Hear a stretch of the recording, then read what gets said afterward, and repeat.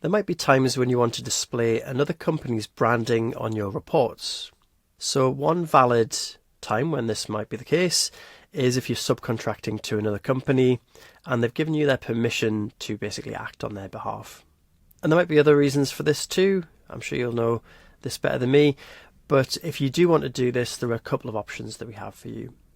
The first is if you want to co-brand your reports. In other words, if you want their details to appear alongside yours. So for example, here's my report. If I wanted my logo here and their logo next to mine, and also the company name and contact details kind of side by side, we call that co-branding. Then this is something that we can generally do by just slightly altering the template. What we would do in this case is to add a couple of new fields onto your template, which would allow you to input the company name that you want to co-brand alongside and their logo and perhaps contact details as well. When you put that information in, then they would be rendered on the report side by side in the way you want. So that's the first option. If you want to co-brand the reports, generally that's pretty easy, and there's generally no cost to that. We would just do it as part of the service. On the other hand, if you want to only show this other company's branding and details on your reports, this is something we can offer, although we don't often encourage. If we were going to offer this to you, then we would create separate layouts for these other companies' branding. The reason I say we don't encourage this is it does open the door to license sharing and so on. Also, we don't necessarily know if that relationship between you and the other company has changed. So we do make a bit of a judgment call on this.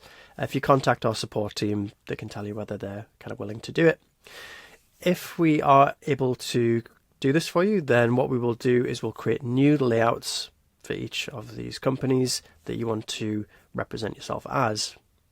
There's another thing we ask from you too, which is to get written permission from that company. Since we don't know what your relationship is with this company, we ask you to get them to email us from their official email address and just make sure that they are happy to do this. Just basically put it into writing. So we would ask that someone on the company's house record does this, either a director, ideally a managing director, emails our support team from an official company email address just saying, yes, I'm happy for this company to represent me.